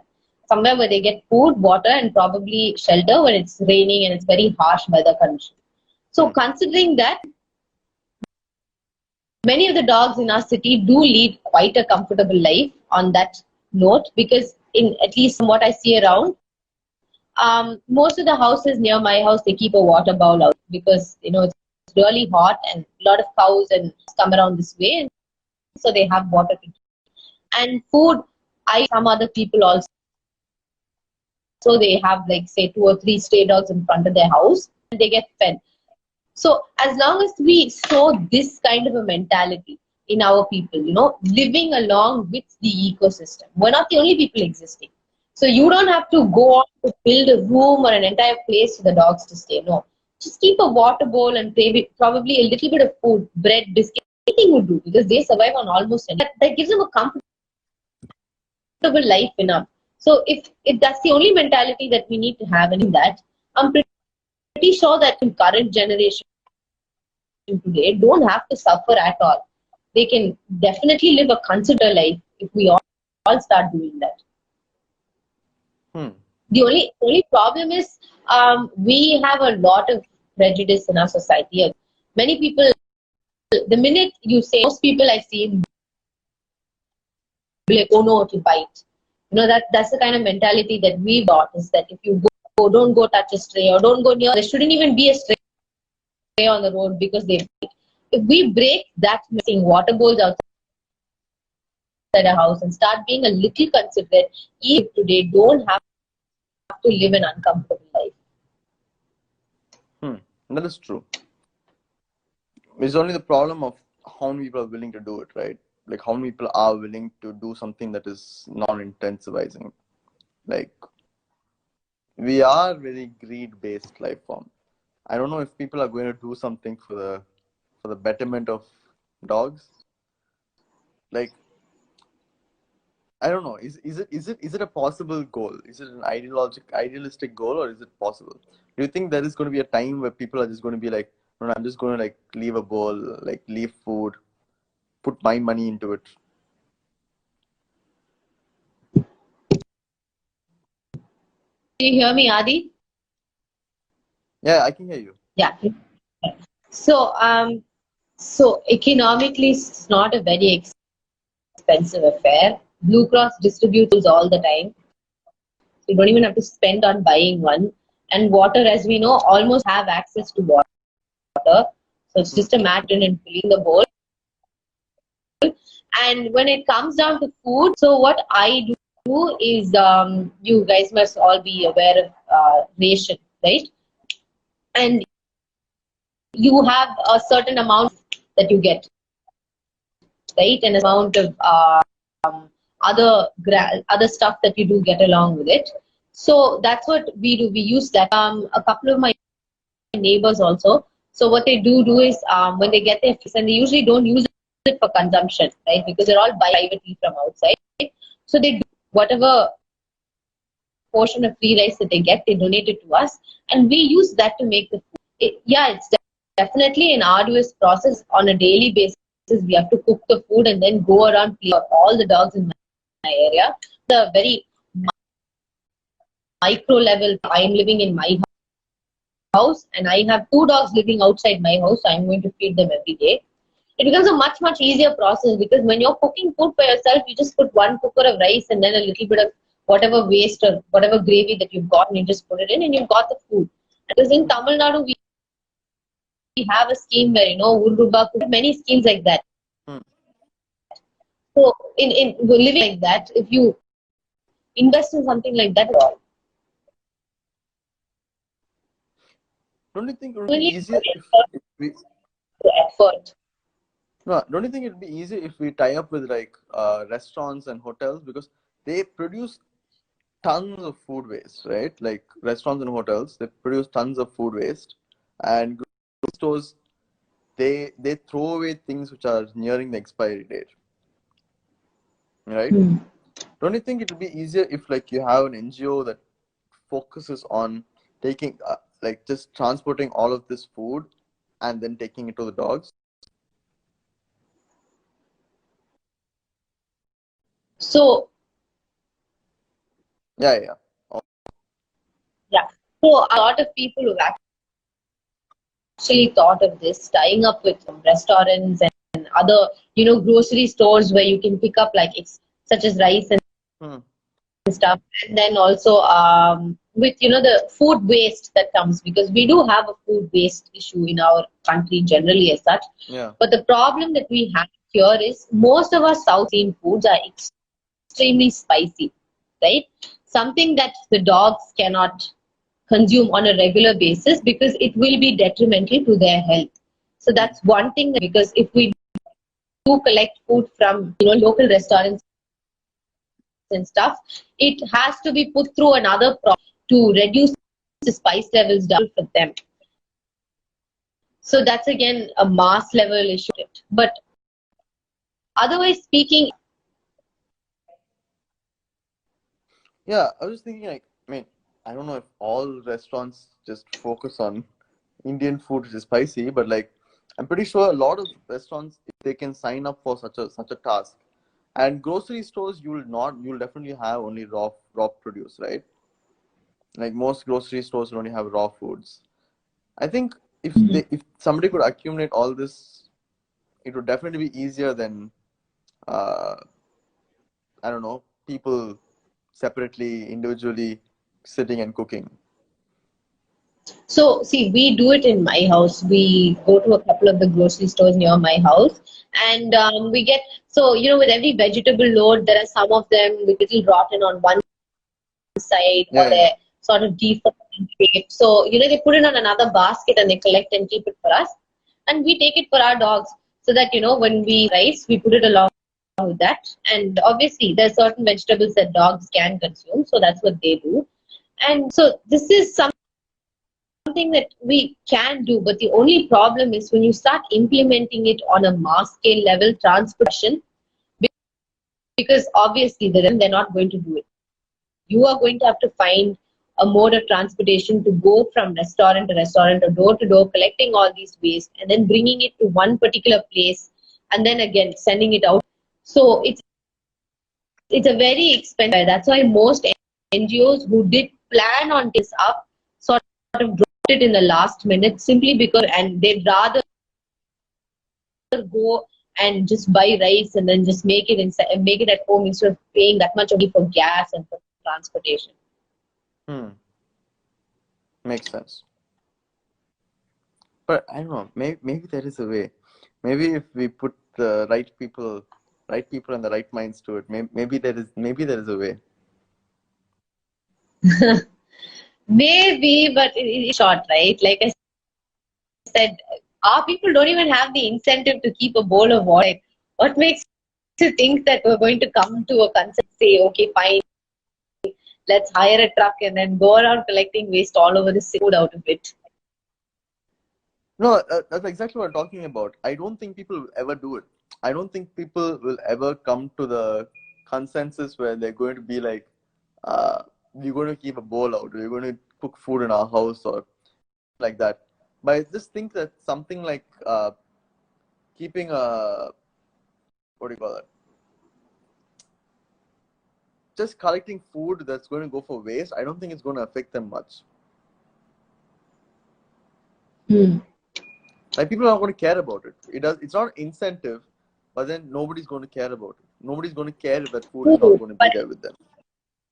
See, I'm telling you, a lot of people, on my personal experience, like I said, after like repetitively feeding in front of their house and repetitively talking to them and telling them like, hey, this is very, very important, and showing them how it actually affects the dog per se. See, if you don't feed the dog, right, it's going to eventually, it's going to become extremely aggressive because it's agitated, just like any of us. If you and I are not fed for the next 6-7 hours, you don't eat breakfast, you're definitely going to be irritated because you're hungry and you want to eat, right? And you're going to lash out. Same mentality with the dogs. If they're not fed and if not full, they're going to become irritable and they're going to start biting and all that. But if you feed them, you provide them with water, they're going to keep quiet. They're not going to do anything in one place. And they also serve as excellent guard dogs. Believe it or not, near my house, there was a robbery that happened actually very recently. And it was basically a gas cylinder robbery, not very big, okay? But this fellow, he comes and puts gas in everybody's houses, and he left the gas cylinder outside to go inside and collect a bill. During the time of which they picked off the cylinder and ran off. And all the dogs actually barked, right? All of them. Because what's happened is these dogs have been, they've understood who lives here and who doesn't. So if anyone who doesn't live on the street come and gets off a vehicle, they immediately start barking off, right? It's just that nobody noticed robbery was happening. But if somebody had just taken sign of the dogs barking and stepped out of their house, they would have easily been able to report it.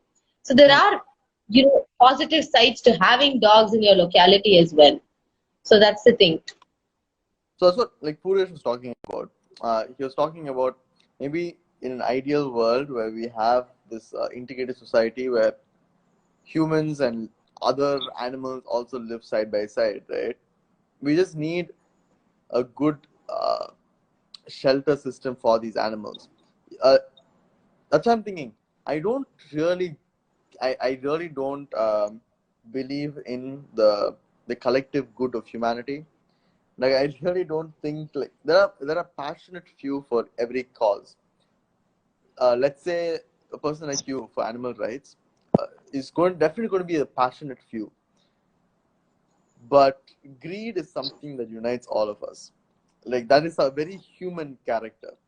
So there should be a way where we can incentivize the people who are going to do the good.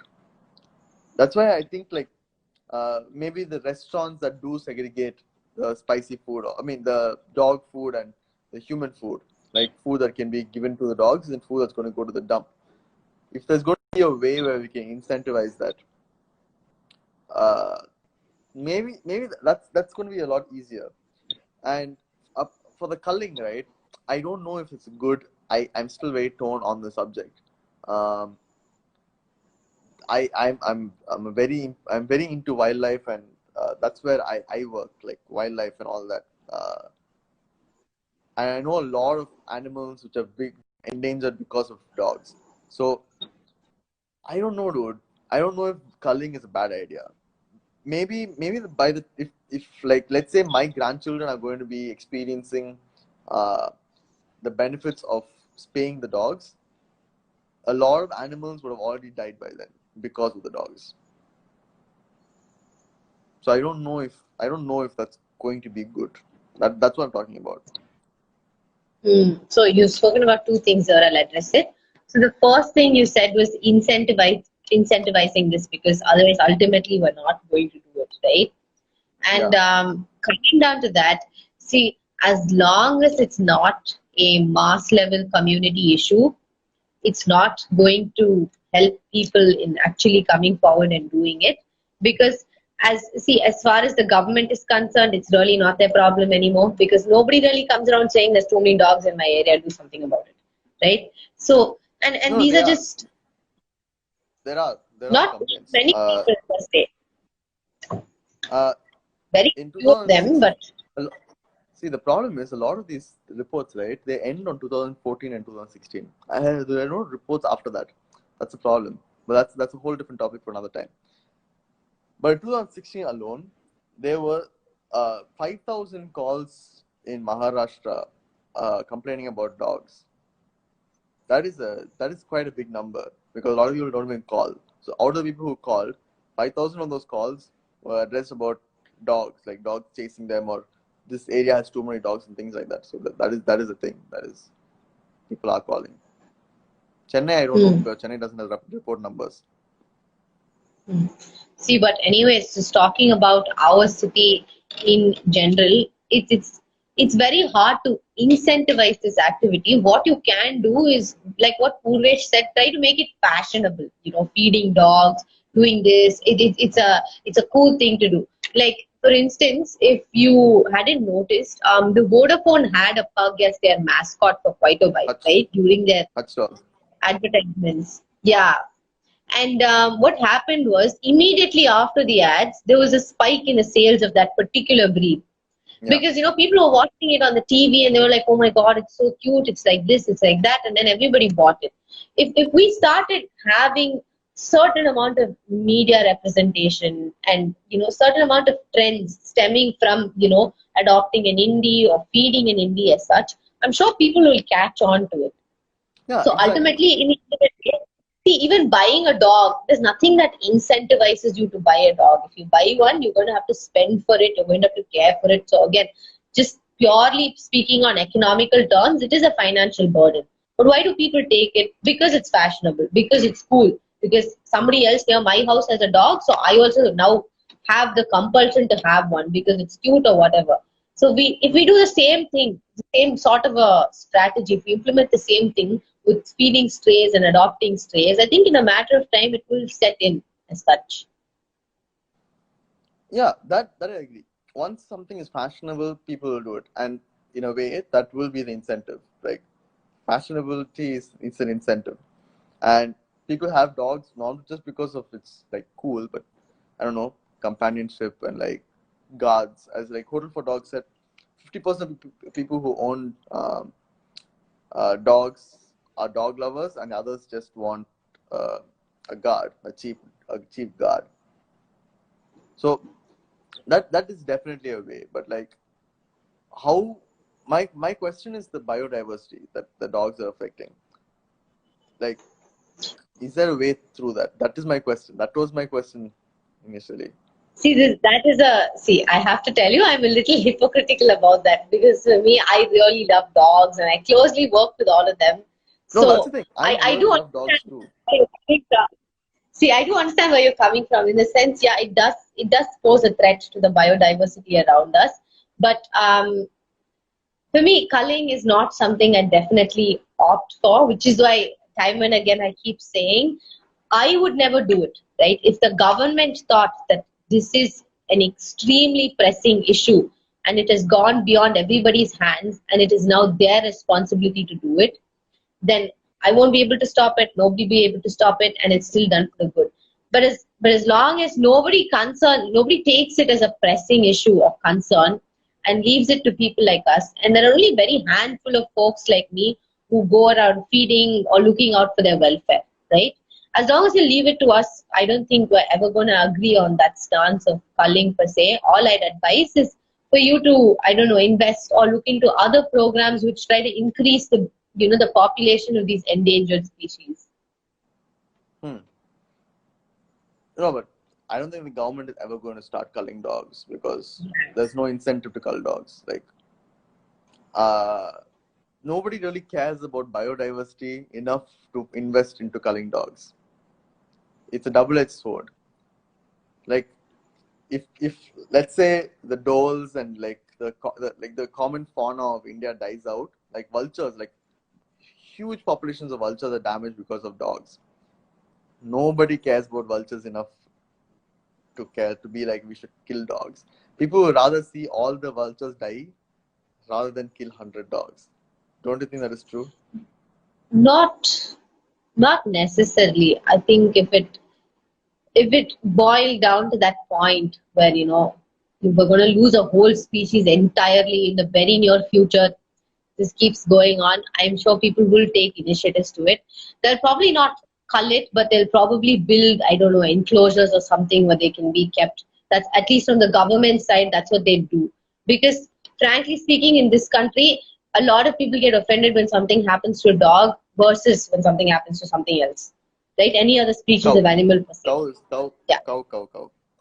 Cow is I always think I been, think okay, that's a different cow is topic must altogether. But then after cow. dogs, how we've got dogs Yeah, and cats and then everything else is just not bothered so far. yeah. But For me, I think the line is cow, human, dog, and then the rest. Cow, human, dog. the first two are definitely interchangeable, varies according to time. But yeah. Um, so I think if we probably press the government, see, because you and I, we cannot get into on the how do I say? You and I cannot get into projects concerning the conservation of endangered species because we're very amateurs. I at least I consider myself as an amateur. Stray dogs and street dogs are something I can manage. But if I had to get into the protection of vultures and sparrows, that's really not my forte, and I don't think I'm qualified enough to do that as well.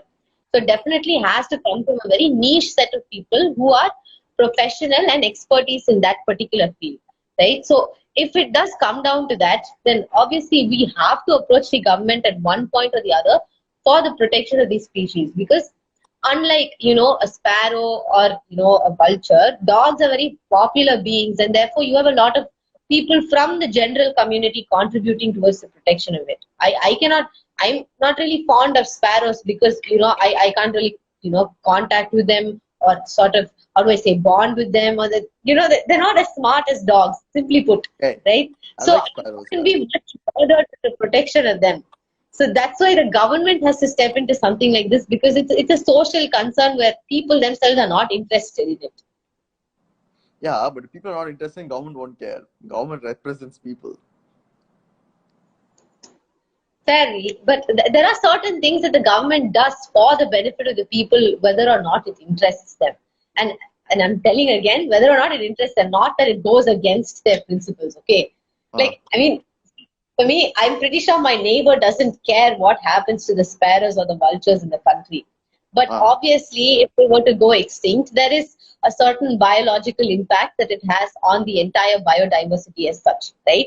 So then it falls under the government to address such an issue, because ultimately, indirectly, what's happening is it does have a detrimental effect, like a negative externality over all of us. So it comes under their job to do it, because they are for the benefit of the people. So whether or not we voice that concern, they're supposed to be taking care of it. And that's why we've elected them. Yeah, that is true. So, like, on the other hand, now we're going to talk about the indie dogs, also known as the pariah dogs. Why do you think this is not more spoken about? Why are people still going for purebreds? And what do you think about people buying purebreds? See, I think there is a heavy lack of information, right? It's only now that we've got social media and stuff, and people are able to openly voice out such a concern on a platform as massive as this, right? Before this, nobody was really aware of the fact that what kind of an effect was it having when they bought a pedigree dog as such. That's why. And also, one more thing that we cannot deny is everybody, to a certain extent, who do buy dogs, at least majority of them, do buy it because it's a badge by status symbol. Okay? Even with my neighbors, some of them have Labradors and stuff, and I've asked them openly. I said, there are so many dogs on the road. In fact, there were puppies here just 2 months ago, but you bought this one. Why?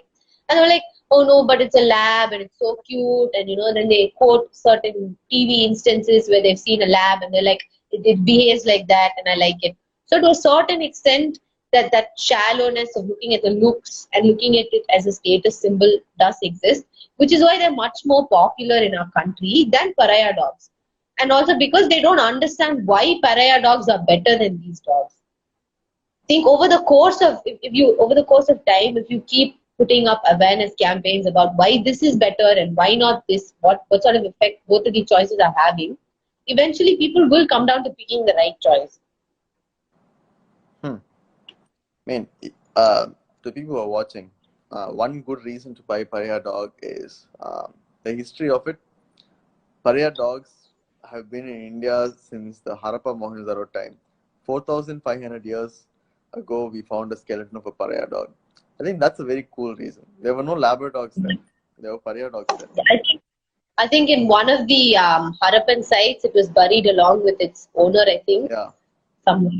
Yeah, and that's the earliest that we can trace our pariah dogs to. Exactly. But apart from the history, because frankly speaking, our people don't care, the more incentivizing factor of having a pariah dog would be the fact that they're very easy to maintain. See, if you buy a lab, frankly speaking, I have to feed it pedigree because it is a foreign breed and it definitely requires a much more nutritious meal than what a pariah dog would require, right? Because it's got a lot of fluff and a lot of hair and it needs maintenance and it needs to be groomed regularly. You have to take it to a person to cut its nails, this, that. It's a very expensive affair. Okay? if I buy a pariah dog, you give it a bath once in 2 months, you give it a bath once in 3 months, doesn't matter for it because it's accustomed to our climatic conditions. You don't need to feed it any fancy food like pedigree or royal canine or anything like that. It can survive normally on just milk or curd rice or rice with egg or something like that, right? So that's what I am trying to do here. I'm trying to tell people that this is a very, very cheaper incentive, cheaper option. And also when you take this dog, they're much more, compatible to our climates, and they don't get sick as often as all these breeded dogs do, because these fellows, they generally have a higher immunity. It's a genetic thing for them because they've been living on the streets for the longest time now. So they definitely have a higher immunity than pedigree dogs. So I am trying to cite out very logical reasons like this to discourage people from buying and rather adopting a pariah breed. And yeah, in certain instances I have been, I have failed because there are one or two people who are just like, no, but a lab is so cute. And I was just like, fine, okay, you do what you want, you do you. But I think out of the 10 people that have tried to convince as such, at least 8 of them have had a change of heart and then ended up adopting an indie puppy instead. Even though I was being very persistent and incessant to a certain extent, I think eventually in the end of the day, they were like, you know what, fine, I'll adopt this because you are guilt tripping me so much. So yeah. Hmm. That is interesting. That you can bring that change, right? Like, I mean, I do have an indie dog, and I would tell you, it is amazing. Dog is damn smart, damn fast. It's damn fun playing with the dog. That is, I will give you that. Labrador's not that fast. Like, my dog is There's so also, fast. See, there's also another half to it, but I personally feel that this wouldn't have much of an effect in changing people's hearts. But one of the important things that we need to look at when you're buying an animal is first, you're buying it, and the thing is, it is an animal in the end of the day. You cannot treat it as an object as such. So looking at it in that mindset, most of the breeded dogs that you buy in India or anywhere around the world, okay, plenty of them, all of them have genetic disorders. All of them. Because of very vigorous inbreeding within themselves, it's very hard for you to find a purebred that does not have a genetic disorder. In India, club, when you do, even though you do have the kennels club and you do need to get a certain amount of certification from the government to run breeding and all of that, nobody really does that. And nobody checks their specimens for genetic disorders. So if you take a pug, almost 90% of the pugs in India, they have some sort of respiratory issue. Their trachea canal is so constricted, they can't swallow properly, they can't breathe properly, they can't even run properly because they're not breathing in the sufficient amount of air that they need to be breathing in. So their entire life is affected by it. They're doomed since inception, right? And it's the same with any breed, with Rottweiler. In fact, I had a Rottweiler, and I'm very sorry for myself buying that dog, because at that point I was only around 7 years old, and I did not understand the detrimental effects of buying a Rottweiler. Neither did my parents, because we didn't have that kind of an exposure or education then. We got him, and he had hip dysplasia, right, which is most of the Rottweilers have it because of genetic inbreeding. And he used to have nosebleeds all the time, heat strokes all the time, because they're a German breed, right? So they're used to living in very, very cold conditions. So you bring them and you put them in 45 degrees of heat, it's impossible for them to survive. And he spent his last days, inside an AC room, and he used to be very upset and irritable because he wasn't able to run because of the back problems that he was facing in his hip. But at the same time, he wanted to. So he lived a very miserable life, to say the least. We did as much as we could to comfort him. But fellow didn't have a good life. And only after that, I started researching into this and seeing, okay, why was my dog living such a bad life? And that's when I realized what a horrible culture that we're all contributing towards.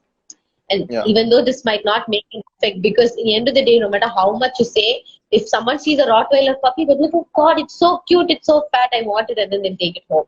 They won't see what happens to it over a span of lifetime. But yeah, this is also something that people should be aware of, even if it doesn't make much of an effect. I do my part in telling them that listen, whatever you're doing, maybe the first 2 years of the life, the dog will live happily.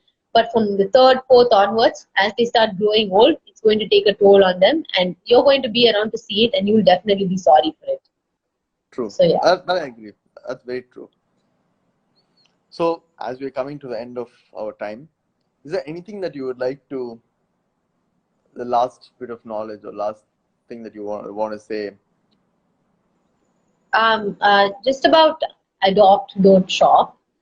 See, it's a very controversial thing, okay? Because if everyone just starts adopting Indian, pariah breeds, and they completely don't buy breeded dogs, also that's also a problem. What I'd say is treat breeding like a form of art. It's not something to gain monetary benefit out of. If somebody is doing it to gain monetary benefit, then they're not doing it right. Because the general principles of economics is you want to increase production and reduce cost, right? And what happens with these dogs is the same dog is used to produce so many puppies, litter after litter. They're not given any time to recuperate, right? They're just used for breeding like a product.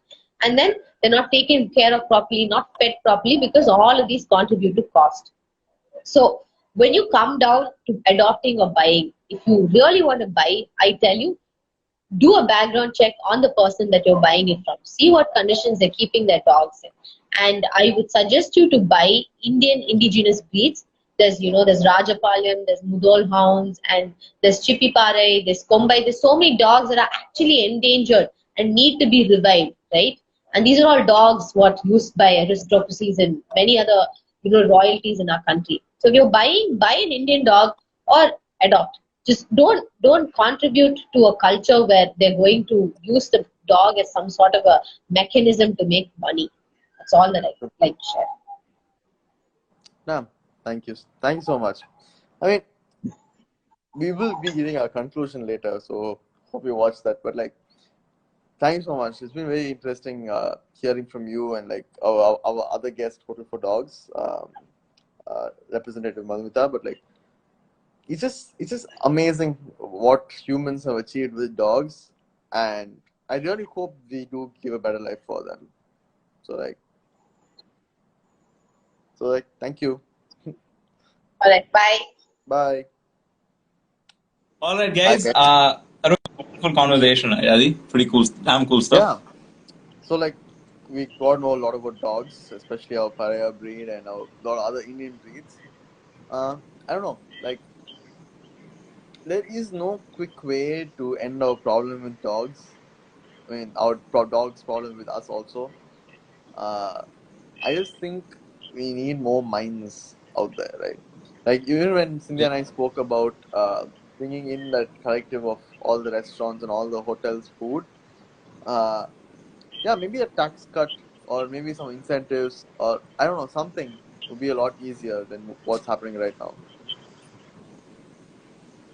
Yeah, So, I definitely agree, what and do I you think a lot of interesting stuff that you spoke about. One of the things that popped out to me was why are dogs on this pedestal, right? And I really think it comes down to this: we are genuinely there's a contemporary philosophical idea called speciesism, and it's basically saying that like racism, when we used to sort of separate people based on their race, we definitely we're sort of treating different species in different ways, and I think some people postulate in the future that the future generation will hate us like how we hate the people that treated people of different race differently, and it's again, I'm living right now, so I think it's quite out there, but and I think and in this whole speciesistic mentality that we have,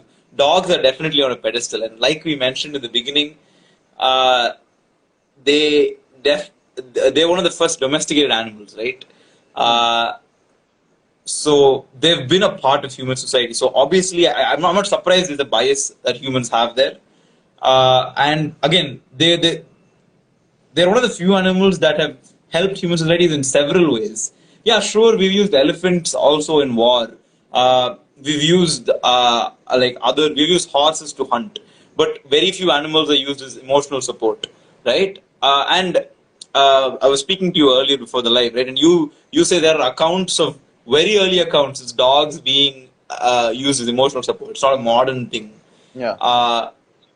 And I think, and under that argument, and if you're living in the species society, that's why dogs have this have been put on this pedestal.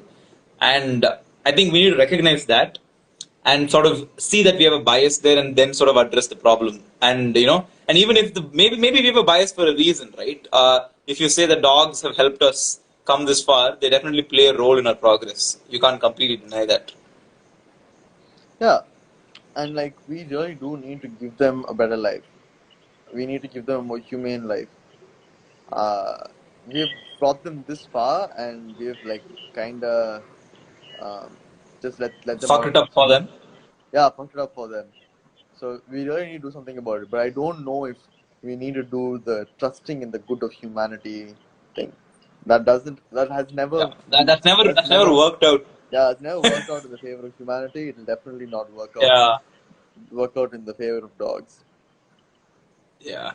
So those are our thoughts. I know they're quite grim, but I think before we end the episode, I'd like to say again, I'd like to push this box in front of you once more and say this episode has been sponsored by our lovely friends at Whisk and Butters, and you can use the promo code TKBXWB for a discount on your orders. Thank you so much for listening, and as usual, Nandri. Vanakkam.